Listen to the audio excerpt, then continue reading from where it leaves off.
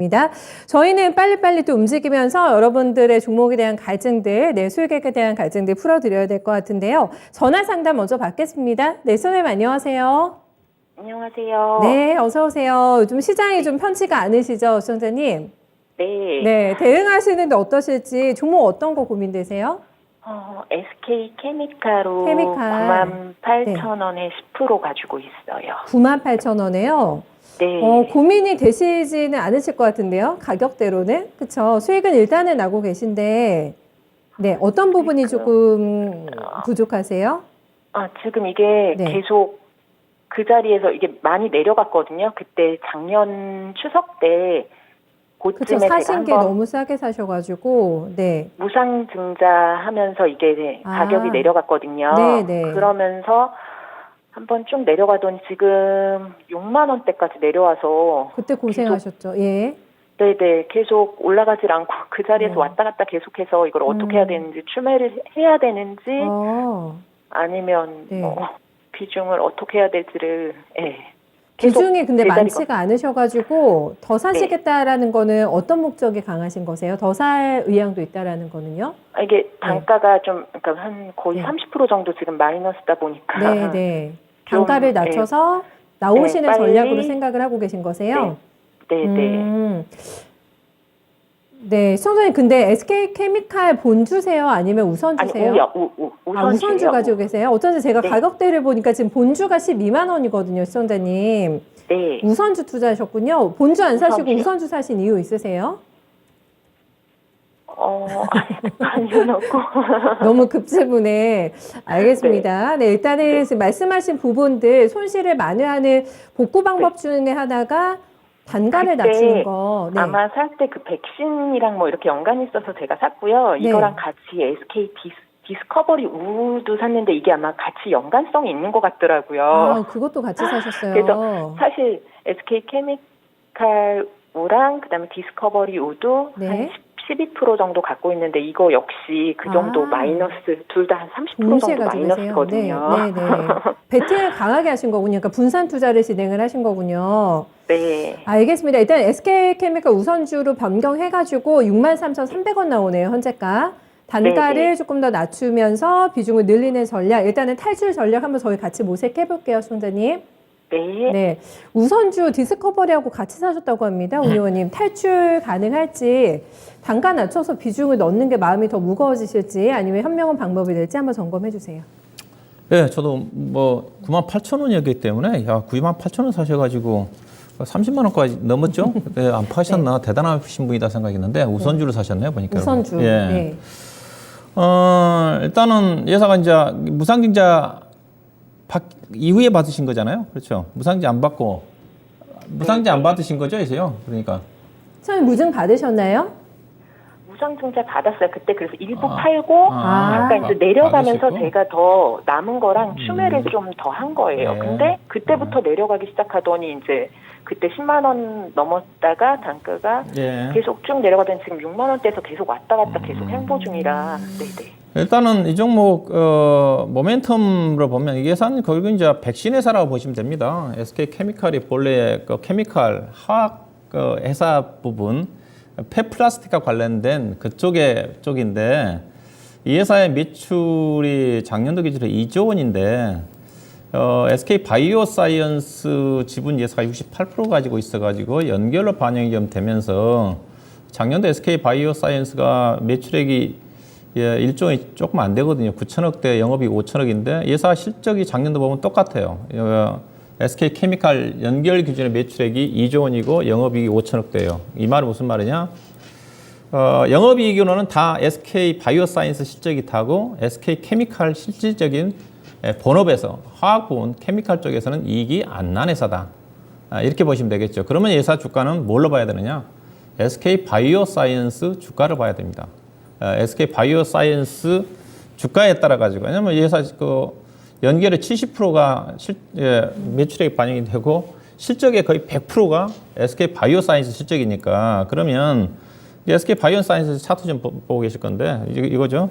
SK 바이오사이언스하고 하는 게 SK 케미칼하고 차트가 똑같아요. 더 뉘었지 않습니까?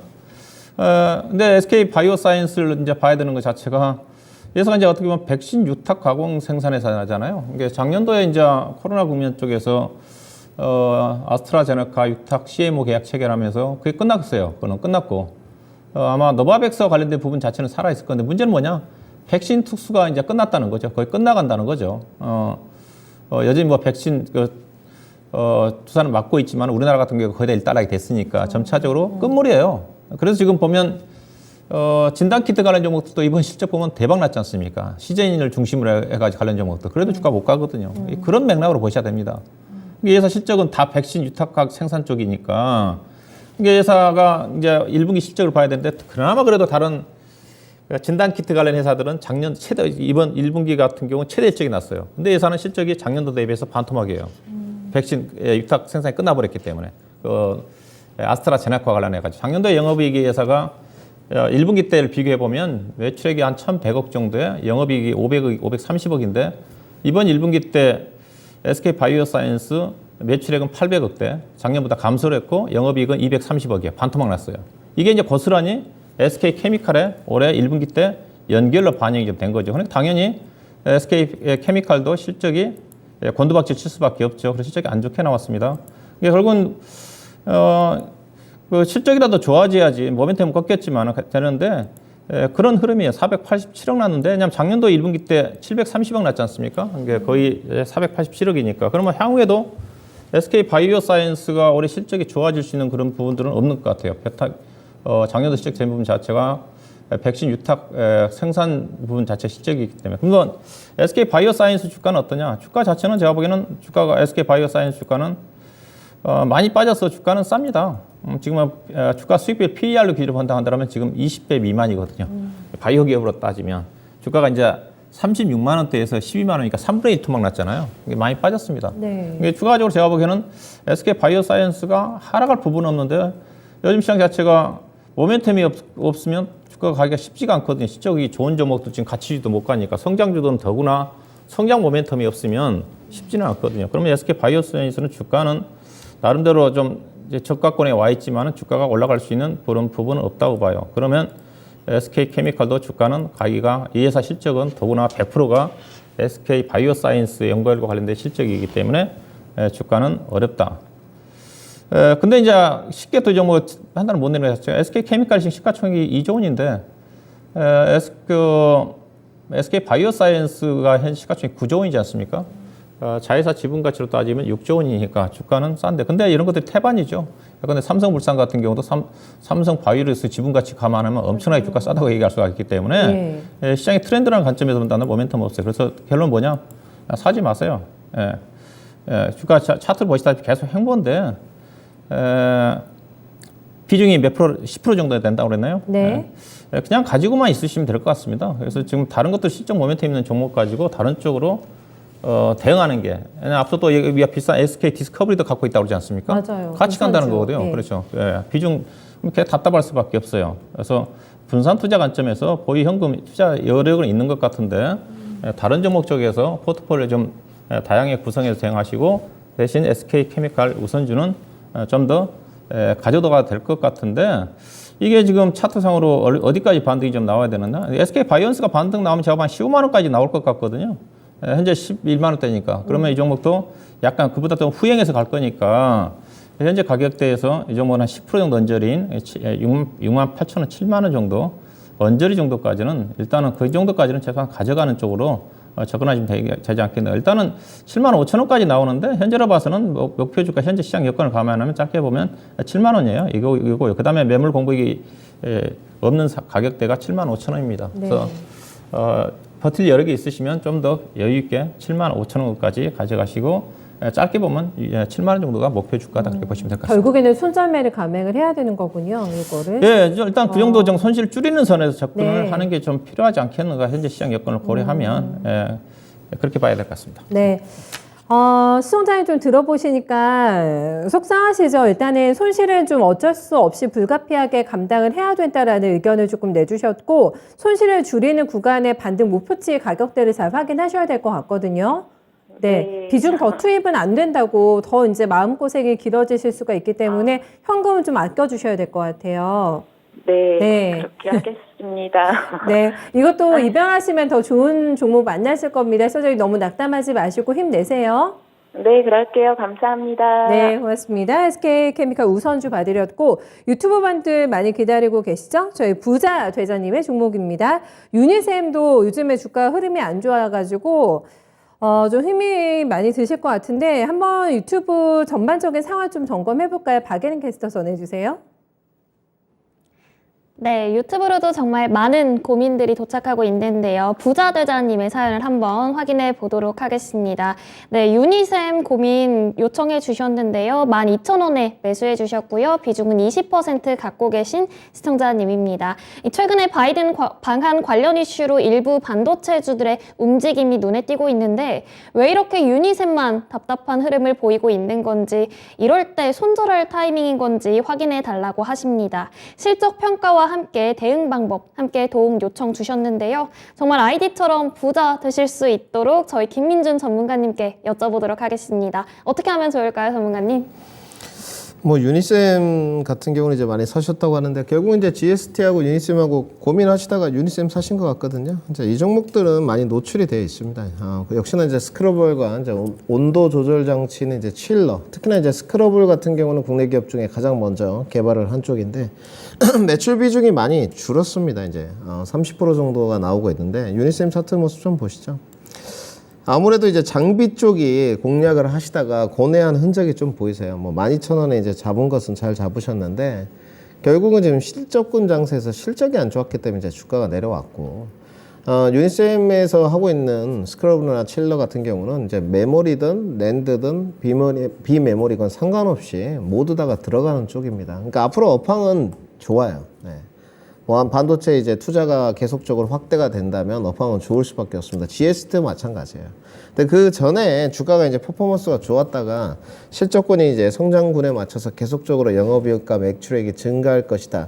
이런 평들이 줄을 좀 잃었었는데 막상 뚜껑을 열어보니 그렇지가 않았습니다. 그런데 어느 정도 이제 매출액과 실적이 좀 감소해야 되는데 제가 금방 수주잔고를 열어봤는데 수주잔고는 괜찮은 것 같습니다. 500억대가 좀 넘게 수주잔고가 아직도 있는데 4분기, 1분기 실적이죠. 1분기 실적이 거의 반토막 가까이 났어요. 영업이익이 40% 넘게 감소했기 때문에 이것은 제가 봤을 때는 주가 충격파가 적다고 좀 볼 수 있을 것 같습니다. 전년 동기 대비해서 지금 거의 매출액이 반토막 가까이 났기 때문에 영업이익이 주가가 당연히 조정을 받을 수밖에 없죠.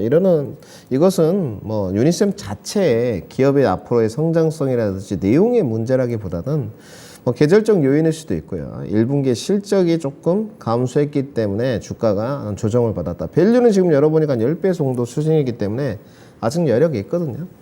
GST도 마찬가지인 것 같습니다. 요즘에 이제 이 반도체를 고를 때 고민이 많으신 게 지금은 이제 예전에 반도체 소부장에서 소재 쪽만 가고 있는 쪽이에요. 특히나 이제 뭐 동진세미캠, 후성도 마찬가지입니다. 2차 전지 파트가 있지만 립 F6니까 원래는 그리고 원익 QNC, 뭐 석영 쿼츠 쪽이죠. 그다음에 원익 머트리얼스. 여기도 원익 머트리얼스도 이제 가스 쪽이거든요.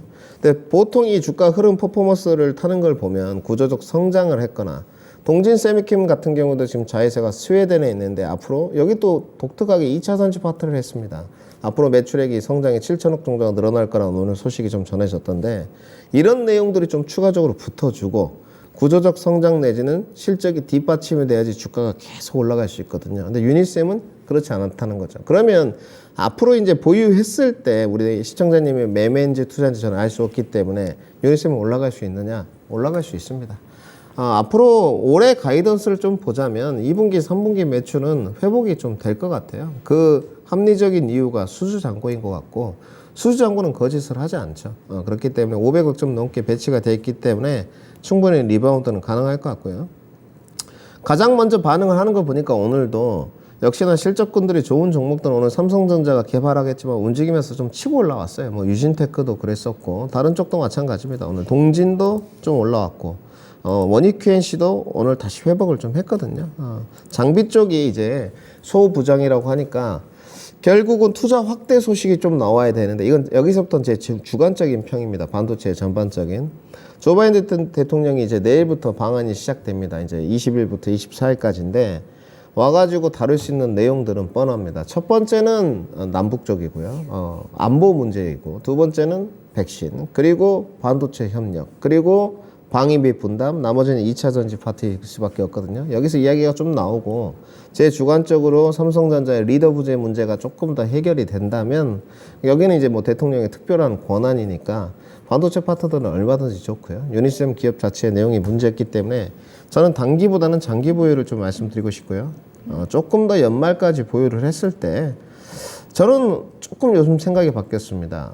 5월까지 좀 정리를 하고 9월까지 시장이 안 좋을 거라고 좀 봤는데, 오히려 6월, 7월이 좀 지나면 9월, 10월까지 시장이 좋아질 공산이 좀 있습니다. 그 대표적으로 시장이 좋아질 수 있는 내용은 역시나 반도체 파트라고 좀 보여주고 있기 때문에 보유 의견 드리도록 하고요. 손절가는 따로 제시 않도록 하겠습니다. 손절할 종목은 아니고요.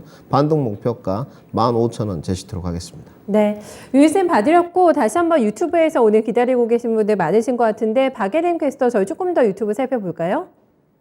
네, 두 번째 시청자님도 만나보도록 하겠습니다. 이번 시청자님은 박준현 전문가님과 인연이 있으셨나 봐요. 예전에 에코프로 관련해서 15만 원까지 지켜보면서 차익 실현하라라고 조언해 주셔서 그때 팔고 또 85,000원에 25% 비중 가지면서 다시 진입을 했는데, 또 지금은 또 어떻게 대응해야 할지 예전과는 다른 어떤 대응 전략이 필요할지 궁금하다고 하십니다. 작년 11월쯤인가요? 정말 15만 7천 원대로 고점을 찍었던 종목인데요. 전문가님께 또 한번 유익한 시간 요청 드려보도록 하겠습니다. 전문가님 도와주시죠. 네, 제가 15만 원, 15만 원, 그때 장이 좋을 때 얘기했나 본데요. 지금도 좀 관심 있게 볼만한 종목으로 좀 보고 있는데, 근데 주가가 좀 부진하죠, 오늘때에서요. 에코프로는 이제 결국은 에코프로 지주회사 성격이니까, 지주회사는 본래 이제 상장회사가 있으면 상장 자회사에 따라 움직임이 전개되는데, 예사는 비상장 자회사, 특히 이제 지주회사 같은 경우는 이제 비상장, 상장되지 않는 자회사가 많은 경우 충분히 관심을 가져볼 만하거든요. 그게 그 회사가 저는 에코프로라고 보이는데, 이제 에코프로의 핵심 회사, 핵심 자회사는 에코프로 BM 양극재사인데 지분 40% 정도 가지고 있을 거예요. 이게 핵심이지만은 비상장 현재 계열사로 남아 있는 회사들이 괜찮은 회사들이 한 4-5개 됩니다. 전구체 회사인 에코프로 GM, 그 다음에 2차 전지 리사이클링 관련된 에코프로 이노베이션, 그 다음에 에코프로 CNG구나. 그 다음에 에코프로 CNG 이노베이션 회사 자체는 수산화 리튬 회사거든요. 에코프로가 2차 전지 쪽에 다 수직 계열화가 되어 있습니다. 양극재에서부터 전구체까지 해가지고 향후에 또 배터리 처리와 관련된 근데 관련된 어떤 기업, 그 중에서 핵심 자체가 에코프로 GM 전구체 회사라고 좀 봐야 될 것 같은데, 우리나라 현재 전구체가 부족하거든요. 대부분 70% 정도를 중국에서 수입을 하고 있는 쪽인데, 그들 이제 비상장 회사가 이제 상장을 하게 되게 되면 지주회사가 가장 수혜를 받겠죠. 이제 가장 먼저 지금 에코프로 자회사 중에서 상장을 추진하려고 하는 쪽이 에코프로 GM이거든요. 본래 올해 상장을 추진을 하려고 했던 것 같은데 아마 올해 하반기 아니면 내년도 정도에 상장을 할 겁니다. 그러면 이제 가장 그때 탄력적으로 움직일 수 있는 종목이 에코프로가 좀 되지 않겠는가 좀 봐야 될 것 같고요. 그래서 아직은 재료가 좀 사라져 있다. 근데 현재 시장 자체는 에코프로 BM에 비해서 에코프로 주가가 상당히 부진하게 움직임이 전개되죠. 지금 보면 에코프로 BM 같은 경우는 지금 거의 지금 신고가 근처지 않습니까? 56만 6천 원에 지금 47만 원이니까 15% 정도 하락한 상태인데, 근데 에코프로는 가격 지금 거의 주가가 좀 많이 빠졌죠. 16만 원대에서 지금 8만 원대니까. 그러니까 충분히 이 종목은 현재와 같은 변동성 국면 쪽에서 하방이 좀 지지가 좀 되면서 그렇듯 비상장 회사에 재료가 노출된다 한다면 빠르게 올라가지 않겠나. 그 다음에 회사가 PR 기준에 지금 아마 10배 정도밖에 안 될 겁니다. 그 다음에 자산가치 측면을 본다 한다면, 그래서 현재 지금 시가총액이 2조 원이거든요. 에코프로가 시가총액 지금 10조 원이니까 지분 아마 48% 정도 가지고 있는 거 알고 있는데, 에코프로에만 가치만 한다 하더라도 현재 PR 따지면 0.5배밖에 안 되는 수준인데요. 앞서 거기에다가 비상장 자회사들을 대여섯 개 정도를 우량한 회사를 가지고 있기 때문에 충분히 지주회사 관점이 본다 한다면 그래도 에코프로는 일반적으로 사업 자회사를 사야 되지만은 에코프로는 재료가 살아있다. 이제 그런 관점에서 보시면 될 것 같고요. 그래서 잘 사신 것 같아요. 고점에 파시고. 그래서 뭐 주가는 지지부진 거리지만은 오늘 주가 충분히 8만 원대 정도 지지가 좀 될 것 같으니까 비중이 많지 않으면 이 종목은 뭐 충분히 20% 이상 25% 정도 주식을 가져가도 되지 않겠는가. 추가 매수 가능할 것 같고요. 일단은 최근에 당장 시장 여건이 안 좋으니까 일단은 이 매매를 해야 될 것 같습니다. 8만 원과 최근에 10만 원대가 10만 5천 원대가 고점이었거든요. 그래서 8만 원과 10만 원 사이에 등락을 좀 이용을 해서 매매하는 것도 현재 시장 여건상 필요하지 않겠는가. 매수 전략 유지하시고 단기적 매도 목표는 일단은 15만 원 좀 낮춰 잡아서 일단 단기적 트레이딩 관점에서 10만 5천 원 정도를 목표 주가로 보시면 될 것 같습니다. 네, 궁금하신 부분 충분히 더 AS 받으셨죠? 네, 박수영님의 또 에코프로 저희 받으렸습니다. 전화 선생님 대기 중이시네요. 안녕하세요. 네, 안녕하세요. 네, 어서 오세요. 주목 어떤 거 오늘 봐드릴까요? 예, 세트랙 아이 세트랙 아이 가지고 계세요. 네, 사신 네. 가격 얼마세요? 47,835원이요. 네, 비중 얼마 담으셨을까요? 15% 남았거든요. 15%. 약간 25%였는데 예. 10%는 5만 원에 팔았어요. 아, 수익이미 조금 내시고 나머지 물량은 언제 팔까 그거 조금 보고 계세요, 선생님? 예, 네. 중장기로 가져가면 어떨는지. 아, 요 물량 줄이신 거는 좀 길게 보시는 물량이시군요. 예, 가져가도 될는지 장이 이러니까 아, 그쵸. 아니면 그냥 5만 원대에 와서 또 팔고 그냥 아주 안 하는 게 나은지. 그게 나을지. 예, 장이 충분히 지금 이해가 이상하니까. 갑니다. 예, 알겠습니다. 예. 5만 원대 파신 거는 그거보다는 중장기는 훨씬 더 목표가 많이 잡으셨을 거 아니에요, 선생님.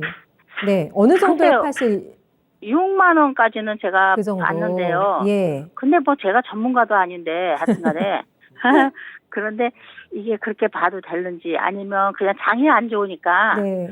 그냥 5만 원 그 근처에서 그냥 팔고 네. 현금을 그냥 보유하고 그냥 현금이 속이 나- 편할지. 나중에 이제 저기 대형주로 좀 가는 게 나을까. 이게 거래량이 그렇게 붙지가 않아요. 그러네요. 오늘도 한 5만 8천 주 정도 거래 나왔고. 예. 알겠습니다. 6만 원까지 항해가 가능할지 중장기라고 얘기하셨는데 시장에 도움이 조금 필요할 것 같아가지고 그것도 걱정이 되시는 것 같아요. 네네. 장이 아. 좋으면은 그러게요. 저도 안심을 하는데 장이 이러니까 제가 네. 자신을 저도 못하겠고. 알겠습니다. 그러면은 저희 같이 한번 곰곰이 생각을 해보겠습니다. 시청자님 들고 가시는 게 나을지, 요 정도에서 일단 현금화 하는 게 나을지, 그거 여부 저희가 살펴봐 드릴게요. 네, 감사합니다. 충분히 지금 이해가 가는 그런 여러 가지 심정들을 김민 전문가님 말씀을 해주셨거든요. 그리고 거래가 없는 것도 좀 마음에 많이 걸리시는 상황이신 것 같은데, 6만 원까지 한번 가져가 볼까요? 아니면은 현금 그냥 챙길까요? 선생님 실력 좋으신데 전화 연결까지 하셨나요? 전화 연결이 돼 계신데 네. 시장님 구력 오래되셨어요? 이야기만 들어봐도 알 수 있는데 6만 원이라고 생각하신 거는 기술적 캔들 봉을 보고 설정하신 것 같고 거래량이 없다는 부분도 고민을 하는 거 보니까 수급이 좀 들어오지 않구나 고민하시는 것 같고 이거 진입 타점을 보시니까 이평선 기준을 하신 것 같고 여기다가 한 단계 이제 더 더불어 얹힌다면 6월 달에 이제 2차 발사 예정을 보고 하신 것 같거든요. 지금 이제 다 좋습니다. 이제 구력도 오래되셨고 실력도 탁월하신 것 같은데 투자 기간에 관한 생각을 좀 고민을 해보셨으면 좋겠어요. 그건 제가 잡아드릴 수는 없겠고 앞으로 우주항공 산업에 관한 분야가 어떤 성장성이나 전망성은 있느냐? 있습니다. 있는데 매번 말씀드렸듯이 성장주 틈바구니가 좀 좁죠. 요즘 성장주 딱 바람 불면 어디가 먼저 움직이죠? 2차전지. 오늘 그랬었죠. 이 성장주 통바구니에서 조금 끼어들었던 게 NFT 메타버스. 근데 모멘텀 초기 단계는 비이성적 시세가 나고 이제 시장에 재평가 들어가니까 거기는 이제 속된 말로 꼬꾸라졌습니다. 다시 올라오려면 이제 매출액과 실적으로 증명을 해야 되겠죠. 그러면 우주항공 산업은 어떠냐? 여기는 이제 모멘텀 초기 단계는 지났다고 보여집니다. 실적이 어느 정도 뒷받침이 되고 있기 때문에 단지 이 방산 산업과 같이 연결된 우주항공의 고리는 좀 어렵습니다. 일단 세트랙 아이는 우리나라의 인공위성 발사 1호 했던 연구진들이 만든 기업이고 실질적으로 우주항공 산업에서 먼저 박차를 가하고 있는 쪽은 하나입니다. 스페이스 허브를 만들었기 때문에 하나 에어로스페이스, 하나 시스템 그리고 하나 에어로스페이스가 세트랙 아이 지분 인수도 같이 했죠. 그러면 좀 대장주를 하셨으면 어땠을까 이렇게 생각을 해본데 지금 하나 에어로스페이스 차트 모습이거든요. 그때 당시에는 하나 에어로스페이스, LH 넥슨은 한국항공우주가 주가 낮았습니다. 상대적으로 세트랙에는 뭐 버진 갤럭틱, 스페이스X 뭐 우주 관광 간다는 소식이 전해지면서 막 올라갔거든요. 그때 역으로 샀어야 되고 우리 시청자님이 구력이 된다는 게 이제 하나 에어로스페이스, LIG 넥슨, 뭐 러시아 우크라이나 지정학 사태에 바람을 탔든 뭘 탔든 주가가 오르다 보니까 가격 조정을 받은 세트락 아이를 사신 것 같아요. 저는 일단 보유 의견을 드리고요. 시청자님 질문에 맞춰서 시원하게 답변 드리겠습니다. 이거는 괜찮습니다. 첫 번째 이유는 모멘텀이 살아있고요. 6월 달에 또 2차 발사 예정이 좀 돼 있고, 지금 뭐 항법 시스템이나 초고속 인터넷 쪽은 원앱이고요. 항법 시스템은 AP 위성이고, 세트락 I 같은 경우는 이제 발사체, 하나 에어로스페이스는 엔진 쪽입니다. 그런데 단지 이제 아쉬운 점은 모멘텀 살아있고 실적 뒷받침되고, 단지 세트락 I는 4분기 실적이 안 좋았습니다. 그렇기 때문에 주가 가격 조정을 많이 받았거든요. 이 실적으로 좀 증명을 해야 될 것 같고요. 단지 저는 그러면 우리 시청자님한테 왜 보유하라고 하느냐. 주가를 살 때 모멘텀 보고 사는 사람, 수급 보고 사는 사람, 실적 보고 사는 사람, 밸류에이션 보고 사는 사람 다 다르지 않습니까? 그런데 세트락 I는 지금 현재는 실적이나 수급으로 보고 접근을 하면 답이 안 나올 것 같습니다. 6월에 발사가 제가 뭐 기억하고 있는 게 맞는지 모르겠지만 2차 예정이 되어 있기 때문에 모멘텀을 보고 사시는 게 좋을 것 같고요. 그 다음에 신정부 정책 수혜주 중에 우주항공 산업에는 투자를 하겠다.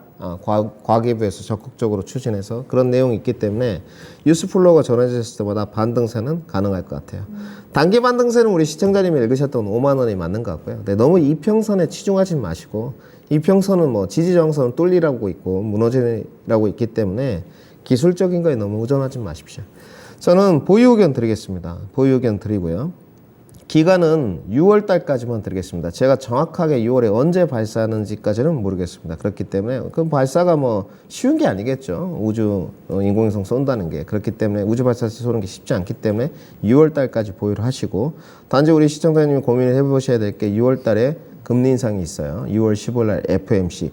그 전까지만 좀 보유를 할지, 모멘텀 바람을 타면서, 아니면 그 이후까지 보유할지는 결정을 하시고, 추가적으로 제가 봤을 때 반등 목표가는 6만 원은 좀 불가능할 것 같고요. 매물대가 두꺼워서 5만 5천 원까지 반등 목표가. 혹시나 이제 제가 봤을 때 매매 관점이신 것 같으니까 손절가도 제시도록 하겠습니다. 손절가는 4만 3천 원 이탈 시 손절하는 걸로 하겠습니다. 지금 제가 전문가님 진단하시는데 보니까 6월 초에 바로 발사하기로 했더라고요. 1일에. 근데 이게 여러 가지 여건 때문에 좀 일정이 앞당겨졌다고 하는데, 그럼 그거에 맞춰서 좀 볼까요? 네, 그게 기간도? 좋을 것 같습니다. 왜냐하면 저도 그 뉴스 플로우를 좀 봤는데 뭐 올해 발사 이야기가 좀 또, 있더라고요. 근데 모멘텀이 아직까지 살아있고, 그다음에 신정부 정책주를 보니까 이 우주 항공 산업에 이제 투자를 좀 하겠다, 적극적으로 이런 내용이 있기 때문에 오늘 시장에서 어쨌든 반응도를 좀 보여줬거든요. 근데 이제 거래량은 아쉽죠. 근데 뭐 거래량이 많이 타진다고 가는 건 아니니까 우리 시청자님 정확하게 보셨어요. 단기는 5만 원, 조금 더 넘어가면 5만 5천 원까지. 근데 매매냐 투자냐 이 부분이 이제 중요할 것 같은데, 장기 투자를 하실 게 아니면 저는 매매 관점으로 좀 추천을 드리고 싶습니다. 네, 시청자님 생각하신 것보다 조금만 낮춰주시고, 네, 기간은 그렇지만 단축됩니다. 네, 5만 5천 원, 그리고 이 발사되는 딱 그 시점 봐주셨어요. 여보세요? 네. 여보세요? 네, 연결되셨어요. 손절가가 얼마라고요? 손절선을 잡아주셨나요? 네, 4만 3천 원 보시면 될 것 같습니다. 4만 3천 원이랍니다, 시청자님. 예. 아유, 네. 감사합니다. 네, 다 해결되셨길 바라겠습니다. 대응 잘하세요. 예, 감사합니다. 네, 다음 빨리 유튜브 조금 더 볼까요, 박연 캐스터? 네, 쑥쑥 올라라님의 고민입니다. 호전 시럽 11,000원에 매수하셨고요. 10%의 비중 갖고 계시다고 합니다. 이 앞으로 의류 관련주들의 전망과 함께 이 종목 조금은 더 담고 싶은데 이 추가 매수 해도 될지 궁금하다라고 의견 남겨주셨는데요. 저희 박준현 운용형님께 한번 질문 드려보도록 하겠습니다.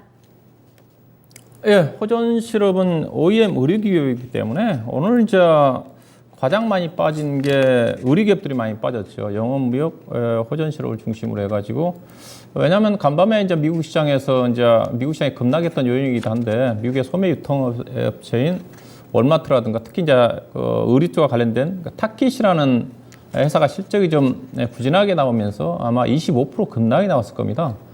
그러면서 전반적으로 소매 유통과 관련된 종목들과 더불어서 또 이제 판매와 관련된, 아마 소매 유통 자체가 부진하다는 자체는 향후에도 뭐 애플 아이폰도 판매가 둔화될 수가 있는 거고 자동차도 둔화될 수가 있는 거니까, 그게 이제 어제 미국 시장에 하락 요인으로 작용했던 건데, 그 빌미가 됐던 것 자체가 타깃이었다. 타깃 자체가 자, 가장 우리 시장과 민감하게 반응할 수 있는 자체가 OEM 의류기업들이라고 좀 봐야 되겠죠. 이제 OEM 의류기업들이 대표적인 회사가 영업무역, 그다음에 한세실업, 그다음에 JS 코퍼레이션, 호전실업이 OEM 의류기업입니다. 이들 기업들이 대부분 다 베트남이라든가 방글라데시라든가 인도네시아에서 생산 거점을 생산해가지고 미국의 주요 스포츠 의류 회사들한테 제품을 공급을 하죠. 호전실업도 주요 생산 거점이 인도네시아에 있습니다. 인도네시아를 통해서 미국에 있는 주요 스포츠 의류 기업에 이 회사 주 제품 자체가 아웃도어 형태의 스포츠 의류 쪽이에요. 그래서 작년도에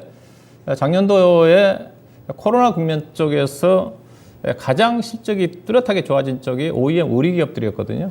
그리고 최근에 발표된 1분기 실적을 보게 되게 되면 가장 국내 쪽에서 코스피 종목 중에서 실적이 서프라이즈하게 나온 업종 중에 하나가 의류업종과 그다음에 제가 보기에는 해운업종, 정유업종, 상사업종인데 그중에서 가장 두드러진 게 의류업종이었다. 호전실업도 본래 1분기가 비수기이기 때문에 작년도 같은 경우는 적자였는데 이번에 1분기 실적을 보게 되면 28억 흑자 전환을 했어요. 작년도 아마 20, 30억 적자가 났을 텐데 그만큼 여전히 OEM 의류 기업들이 1분기 때가 좋았다. 문제는 이제 앞서 얘기했다시피 타키 실적이 안 좋았는데 국내 의류 기업들은 실적 대박 났거든요. 영업무역이라든가. 어떻게 평가를 해야 되느냐. 타키 같은 경우는 실적이 약간 부진해도 떨어질만 해요. 제가 그래서 국내 시장과 미국의 기업들과 나스닥 시장과의 차이가 미국의 기업들은 성장률이 좀 높다 보니까 PBR 지표가 워낙 높습니다. 타키 같은 경우도 보면 밸류를 평가해 보면 PBR이 8배 되는 수준이에요.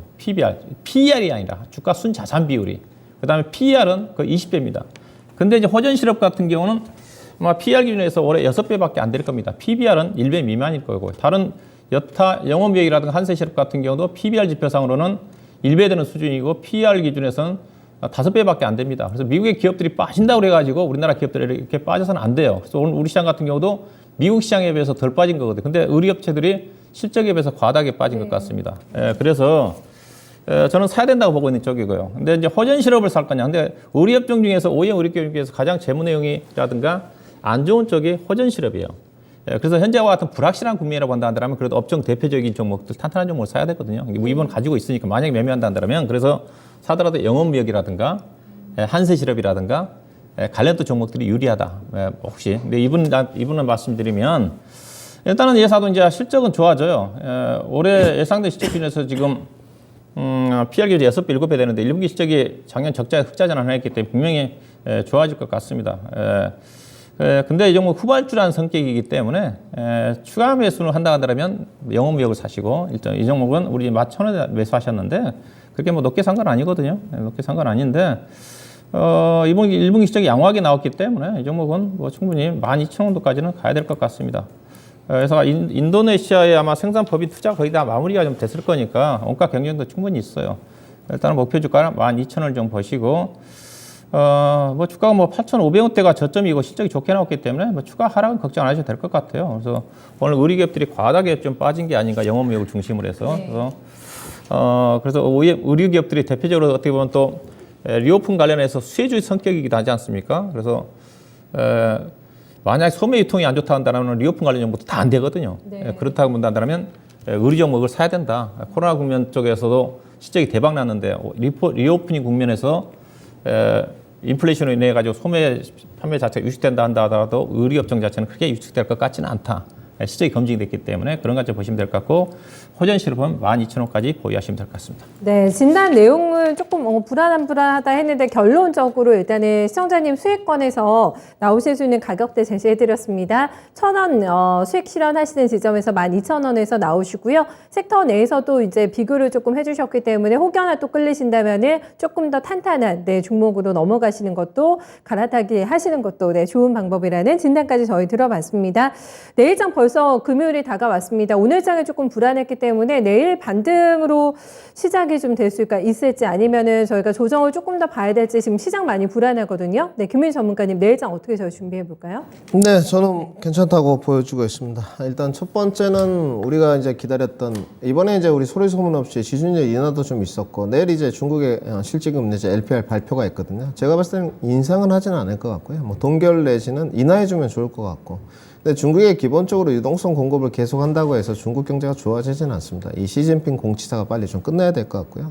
다른 말로 표현하면 중국의 봉쇄령 완화가 호재 모멘텀이 될 수 있다. 이렇게 말씀드려야 될 것 같고, 일단 조 바이든 대통령이 방한을 하기 때문에 기대감이 좀 있습니다. 어떤 내용들이 좀 오고 갈지. 제가 봤을 때 정리를 좀 해보면 당연히 안보 문제는 다룰 것 같고요. 이쪽 섹터는 좋지 않겠죠.